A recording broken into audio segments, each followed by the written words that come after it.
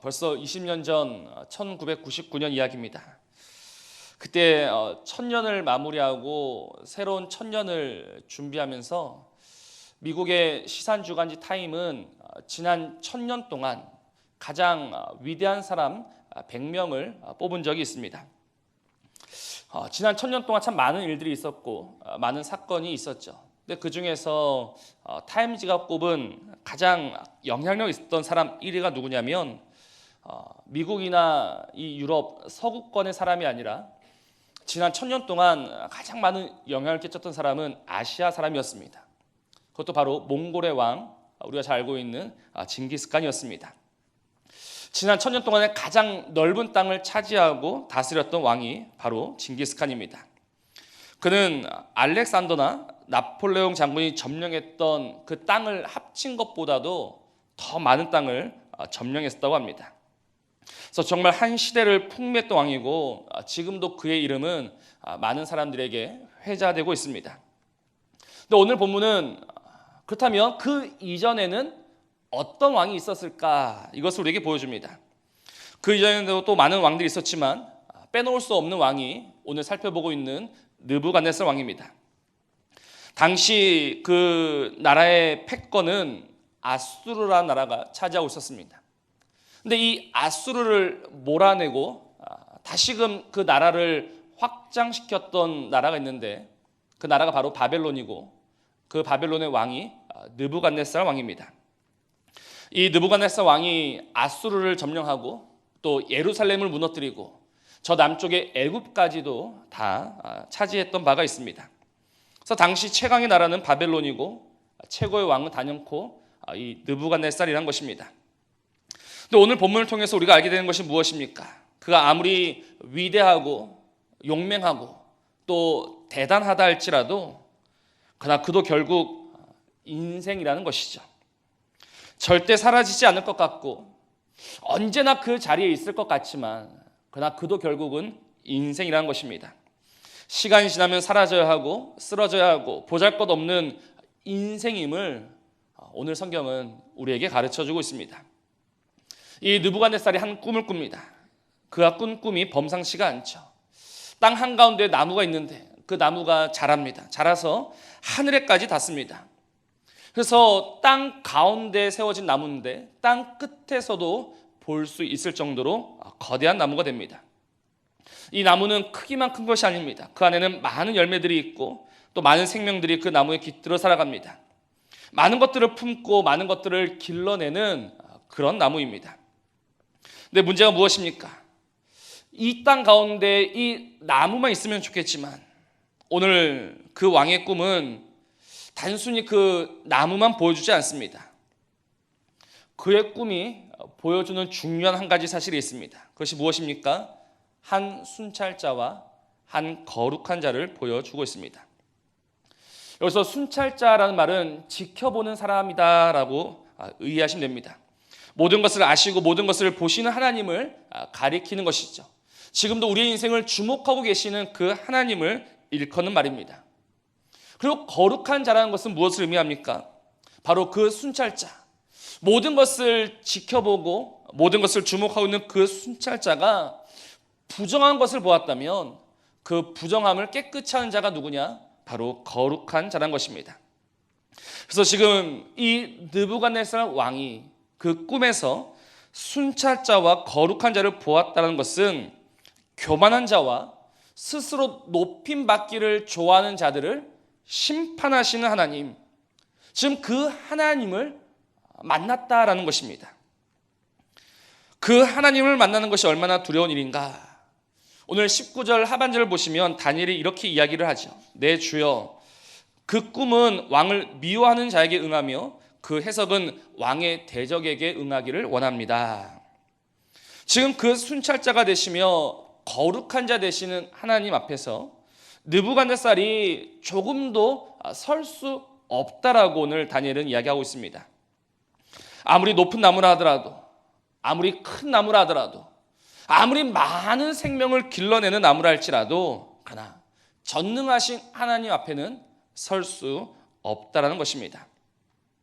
그런데 이 진리를 사람들이 모릅니다. 모른다기보다는 인정하지 않는 것 같습니다. 정말 하나님을 알 만한 것이 그들의 속에 있지만 그냥 끝내 하나님을 모른다고 끝내 하나님을 부정하고 인정하지 않는 자들이 바로 인생입니다. 대표적으로 누가 그렇습니까? 바로 느부갓네살 왕이 그러합니다. 우리가 지금 이 다니엘서 4장을 보고 있는데 바로 앞에 3장에는 어떤 사건이 나옵니까? 그 풀무불에 던져졌던 다니엘 세 친구의 이야기가 나옵니다. 근데 그 사드락과 메삭과 아벳느고가 7배나 뜨거운 풀무불에 던져졌지만 그들의 머리털 하나 상하지 않습니다. 그 현장을 누가 보느냐? 느부갓네살이 봅니다. 그래서 느부갓네살이 그 안에 하나님의 아들의 형상이 있음을 보았습니다. 분명히 느부갓네살은 그 자리에 함께 하시는 하나님을 보았고 하나님의 역사를 보았습니다. 그래서 심지어 3장 28절 말씀을 보면 느부갓네살은 하나님을 찬송하기까지 합니다. 그런데 무엇이 문제인가? 하나님을 찬송하는 것 같지만 그러나 그 하나님을 나의 하나님으로는 인정하지 않는다는 것입니다. 3장 28절 하나님을 가리켜서 사드락과 메삭과 아벳느고의 하나님이다라고 합니다. 29절에도 동일하게 사드락과 메삭과 아벳느고의 하나님, 나의 하나님이라 말하는 것이 아니라 결국 그들의 하나님, 나와는 상관없는 하나님으로 고백하고 있을 뿐입니다. 분명히 하나님을 보았죠. 그럼에도 그는 그 하나님을 나의 하나님으로 인정하지 않습니다. 다만 그 하나님은 여전히 사드락과 메삭과 아벳느고의 하나님일 따름입니다. 그렇기 때문에 지금 하나님께서 하시는 일이 무엇입니까? 정말 하나님을 알 만한 것이 그들의 속에 있지만 그러나 하나님을 인정하지 않는 그들. 그래서 하나님께서 하시는 일이 무엇입니까? 바로 그 땅 가운데 하늘에까지 닿은 나무를 찍으시고 꺾으시고 부러뜨리신다는 것입니다.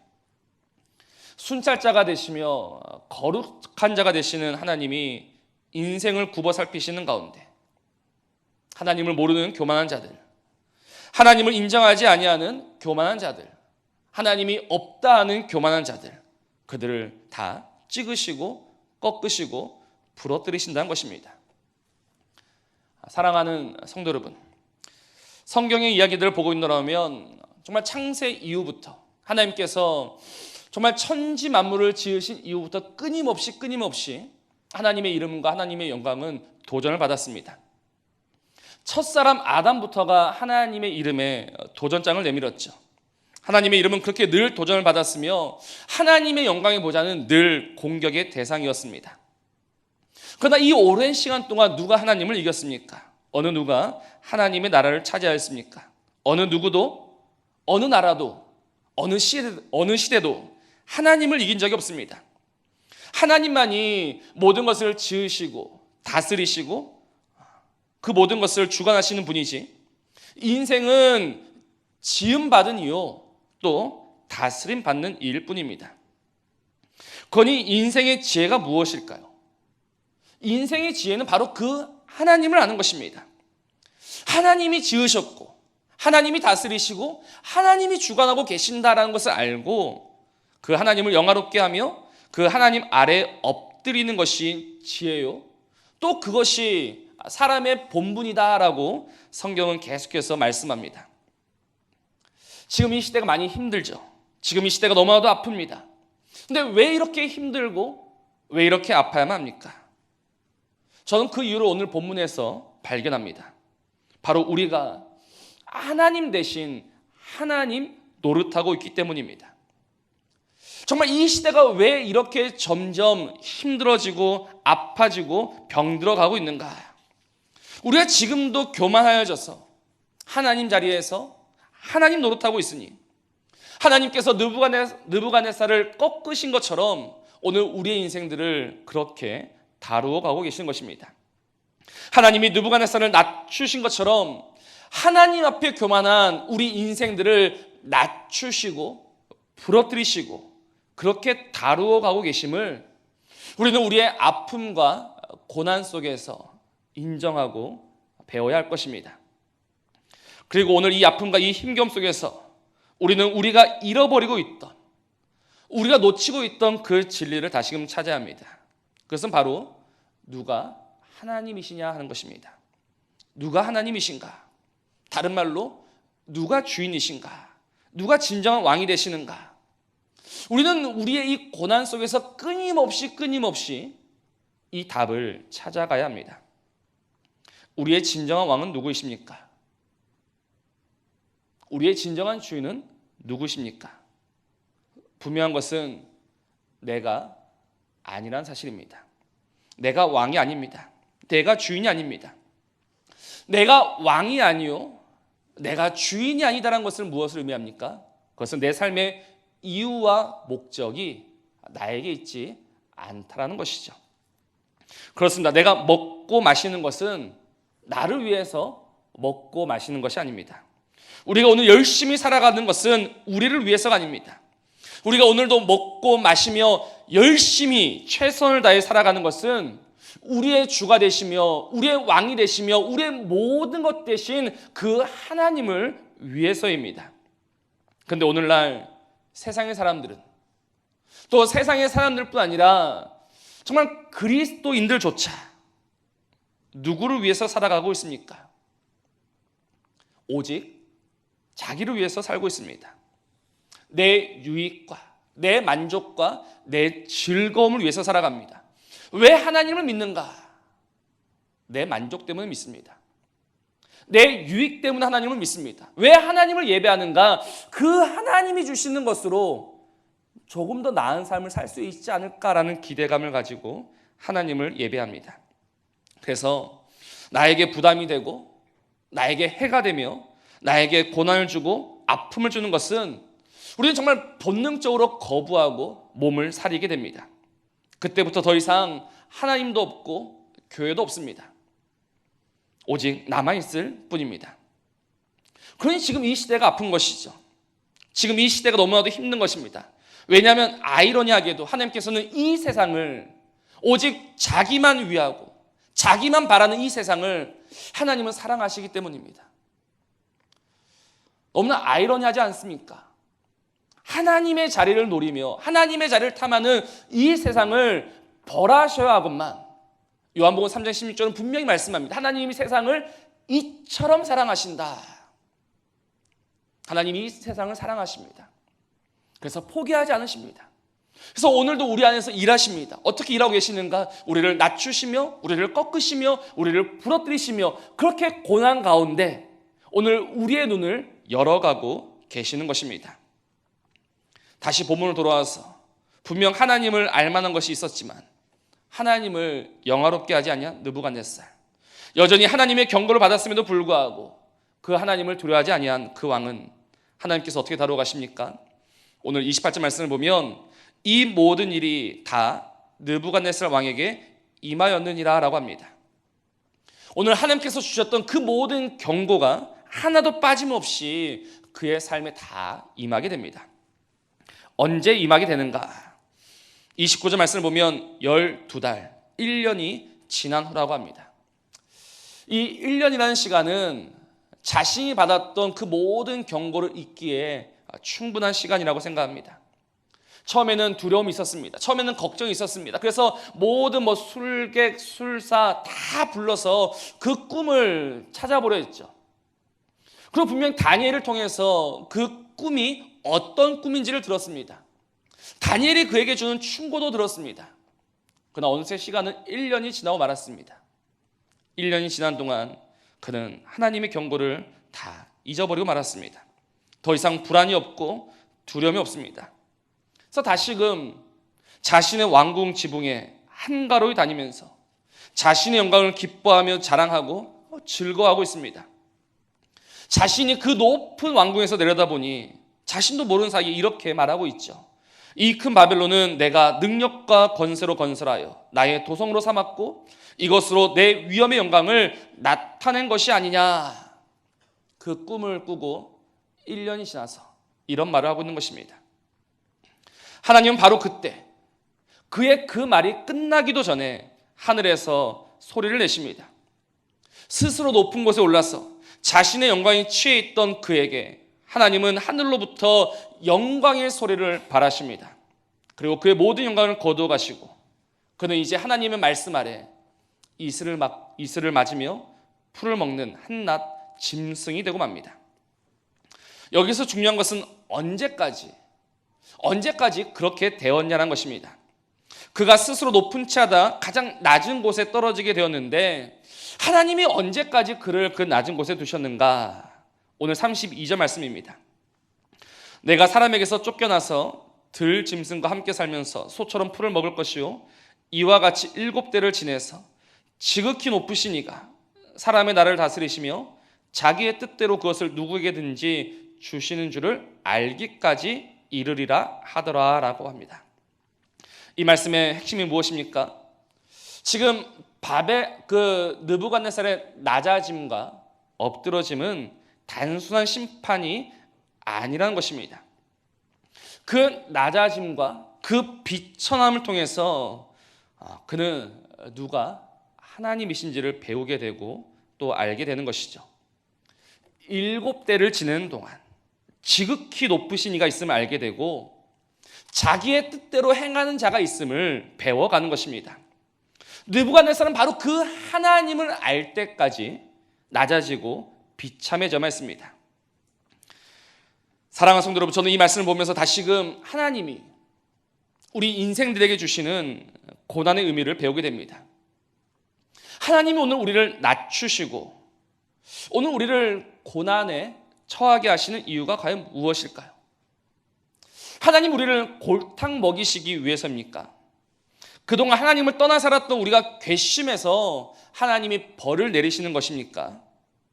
하나님이 오늘 이 인생들을 낮추시고 인생 가운데 고난을 더하심은 그 낮아짐과 그 고난 가운데 오늘 우리를 하나님을 아는 자로 하나님을 믿고 하나님을 섬기며 정말 그 하나님 아래 엎드리는 자 되게 하시고자 오늘 우리의 삶 속에 고난과 아픔을 더하시는 줄로 믿으시기를 바랍니다. 왜냐하면 이 아픔과 고난 없이는 하나님을 알 수 없기 때문입니다. 고난 없이 아픔 없이 하나님을 알 수 있으면 참 좋을 것 같습니다. 그러나 그런 사람이 어디에 있습니까? 정말 아픔 없이 고난 없이 슬픔 없이 눈물 없이 하나님을 배운 자가 있다면 하나님을 만난 자가 있다면 한번 말씀해 보시기 바랍니다. 성경에 나오는 모든 인물들을 보더라도 그들은 눈물 가운데 아픔 가운데 하나님을 만났습니다. 믿음의 조상 아브라함을 아시지 않습니까?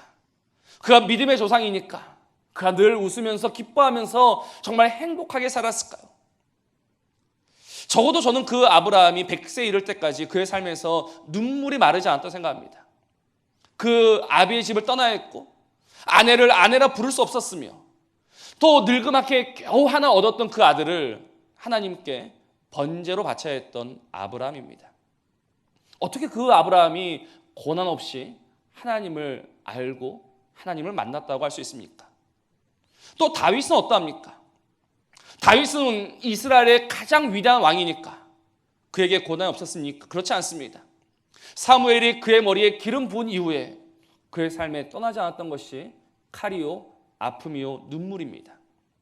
그는 참으로 많은 눈물을 흘렸고 많은 아픔 가운데 하나님을 만난 자입니다.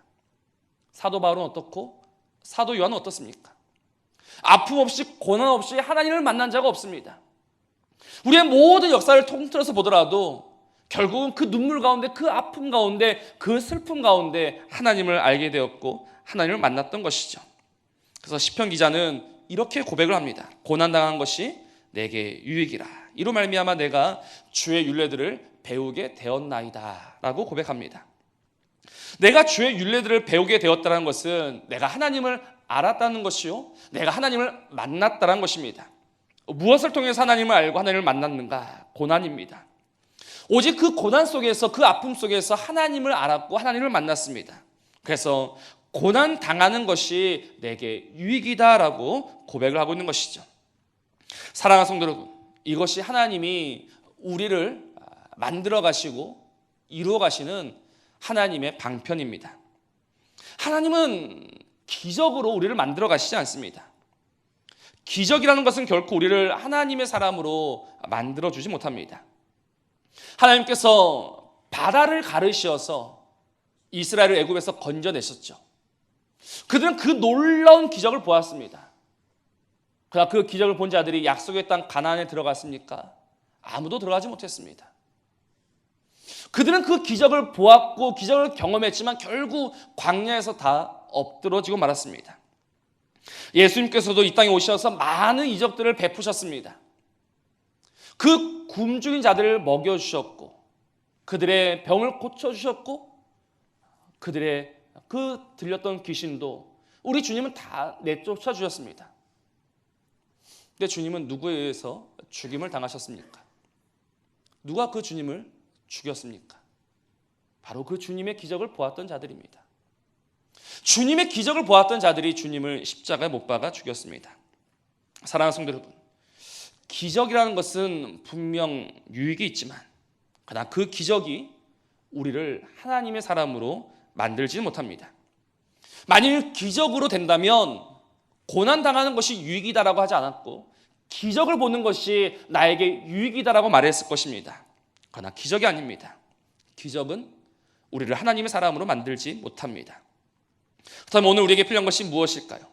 하나님 오늘 우리를 위해서 하시는 일이 무엇입니까? 우리를 낮추시고 부러뜨리시고 꺾으시는 것입니다. 왜요? 우리를 사랑하시기 때문이죠. 우리를 포기하지 않으셨기 때문입니다. 오늘 우리를 주의 것 삼으시고자 하나님은 그 고난 속에서 우리를 단련하여 가시는 것입니다. 우리는 이 놀라운 신비를 알아야 하고 믿어야 합니다. 너무 아프다는 이유로, 너무 힘들다는 이유로 이 놀라운 신비의 과정에서 포기하고 멈추고 멀어지는 것이 아니라 그럴수록 우리는 더욱더 그 주님의 손에 우리의 삶을 내어 맡겨야 하는 것입니다. 그러면 어떻게 하시는가? 오늘 말씀은 분명히 정하신 때, 오늘 우리가 하나님을 알고 그 하나님 앞에 무릎 꿇은 그때 다시금 우리를 일으키시며 회복하신다라고 약속합니다. 그것이 바로 하나님의 본심이고 하나님의 진심이죠. 짐승처럼 되었던 느부갓네살, 정말 모든 것을 다 잃어버리고 다 빼앗겼던 느부갓네살, 그것이 그의 마지막은 아니었습니다. 오늘 34절 말씀입니다. 그 기한이 참해 나 느부갓네살이 하늘을 우러러 보았더니 내 총명이 다시 내게로 돌아온지라. 이에 내가 지극히 높으신 이에게 감사하며 영생하신 이를 찬양하고 경배하였나니 그 권세는 영원한 권세요 그 나라는 대대에 이르리로다. 저는 이 34절 말씀을 보면서 약간 흥분하였습니다. 왜냐하면 느부갓네살이 변했기 때문이죠. 어떻게 변했습니까? 그는 내려다보는 자였습니다. 그는 자신의 도성에서 자신이 만든 것들을 내려다보며 그것으로 만족하는 자였습니다. 그러나 오늘 34절 말씀을 보면 그가 지금 무엇을 하고 있는가? 하늘을 우러러 보는 자가 되었습니다. 이 땅이 전부인 줄로만 알았던 그가 이제는 하늘을 보고 있습니다. 이제는 저 위를 향하고 있습니다. 그리고 그 위에 진정한 통치자가 되시며 진정한 왕이 되시며 진정한 주가 되시는 그 하나님이 있음을 이제 고백하고 있는 것입니다. 너무나도 놀라운 변화이지 않습니까? 이 아래가 전부인 줄로 알고 떵떵거리며 살아가던 자가 이제 그 위가 있음을 깨닫고 그 하나님 아래에 엎드려 있습니다. 내가 주인이라 외치던 그 자가 자신의 종됨을 고백합니다. 자신의 영광을 자랑하던 자가 하나님의 영광을 찬송하고 있습니다. 어떻게 이렇게 변했습니까? 어떻게 이렇게 180도 변할 수 있었습니까? 바로 고난을 통해서, 아픔을 통해서 이렇게 변화된 것이죠. 하나님이 그를 꺾으시고 그를 부러뜨리시고 그를 낮추심으로 하나님이 그의 눈을 열어주셨던 것입니다.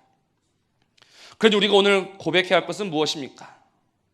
지금 이 어렵고 힘든 삶 속에서 여전히 이 땅을 다스리시며 통치하시며 우리의 삶을 돌보시고 책임지시는 순찰자가 되시며 거룩한 자가 되시는 그 하나님이 있음을, 그리고 그 하나님이 나의 하나님 되심을 우리는 오늘 고백해야 합니다. 그것이 오늘 우리가 사는 유일한 길입니다. 오늘 우리의 사는 것은요, 우리의 형통에 있지 않습니다. 우리의 사는 것은 우리의 승리에 있지 않습니다. 내 모든 삶이 형통이 아니라 불통이 되고 먹통이 될지라도 내 삶에는 승리가 아닌 패배와 아픔과 답답함과 두려움이 있다 할지라도 그러나 그 안에서 오늘 우리의 눈이 열리게 된다면, 그래서 우리가 그 눈으로 우리의 왕이 되시며 우리의 주가 되시며 우리의 모든 것 되시는 그분을 보게 된다면 우리는 망해도 흥하는 것이요, 저도 이기는 것이요, 죽어도 사는 것인 줄로 믿습니다. 오늘 우리의 이 눈이 열려야 합니다. 우리는 오늘 이 주를 찾아야 합니다. 정말 힘써 주를 찾아야 합니다. 지금 이 고난의 때 내가 어떻게 하면 살 수 있을 것인가? 내가 살 방법을 찾는 것이 아니라 우리는 하나님을 찾아야 하는 것이죠. 분명한 것은 그는 멀리 계시지 않습니다. 그는 숨어 계시지도 않습니다. 그는 여전히 우리와 함께 하시며 여전히 우리 안에, 우리 가운데 거하십니다. 오늘 그 주를 보며 오늘 그 주를 붙잡는 은혜가 있기를 주님의 이름으로 축원합니다. 우리가 그 주를 보게 되며 우리가 그 주 앞에 엎드리게 될 때 그는 이렇게 역사하실 것입니다. 오늘 36절 말씀, 그때 내 총명이 내게로 돌아왔고 또 내 나라의 영광이 대하여도 내 위엄과 광명이 내게로 돌아왔고 또 나의 모사들과 간원들이 내게 찾아오니 내가 내 나라에서 다시 세움을 받고 또 지극한 위세가 내게 더하였느니라. 다시 세움을 받게 되었고 지극한 위세가 더하여졌다고 합니다. 언제 이 일이 이루어지는가? 오늘 성경은 그때라고 말하고 있습니다. 그때가 언제입니까? 그때는 하나님을 하나님으로 고백한 때입니다. 하나님을 하나님으로 고백하며 하나님을 바라며 하나님 앞에 엎드릴 때 하나님은 세우시고 하나님은 더하여 주시고 하나님은 우리 인생들을 복되게 하시는 것입니다. 오늘 우리의 인생이 바로 이런 하나님의 은혜로 말미암아 복된 인생 되기를 소원합니다. 내가 애쓰고 수고해서, 그래서 내가 그 하나를 더 가짐으로 그 얼마 안 되는 것, 그 작은 것 하나로 겨우겨우 연명해 가는 그런 인생이 아니라 오늘 우리가 주 앞에 엎드리고 우리가 하나님을 하나님으로 고백하며 우리가 오직 그 하나님만 높이며 하나님만 찬송하며 하나님만 드러낼 때 하나님이 우리 인생에 더하여 주마 약속하셨던 것으로, 하나님 우리 인생 가운데 채워주마 약속하셨던 것으로, 하나님이 우리 인생 가운데 분명히 부어주리라 약속하셨던 그것으로 하나님의 은혜와 하나님의 그 복으로 살아가는 저와 여러분이기를 소원하고 기도합니다. 그러니 오늘 이 어려움과 고난과 아픔 가운데 원망하지 마시고 피하지 마시고 오히려 그 모든 아픔 속에서 우리를 사랑하시고 우리를 위하시며 우리를 다듬어 가시는 그 하나님을 찾고 오직 그 하나님 한 분으로만 살아가는 하나님의 사람들 되시기를 주님의 이름으로 축원합니다. 하나님은 우리를 주의 것 삼으시고자 지금도 일하고 계십니다. 지금도 우리 안에 계십니다. 오늘 그 주를 찾고 그 주를 가까이 하며 오직 그 주와 함께하는 저와 여러분이기를 바랍니다. 기도하시겠습니다.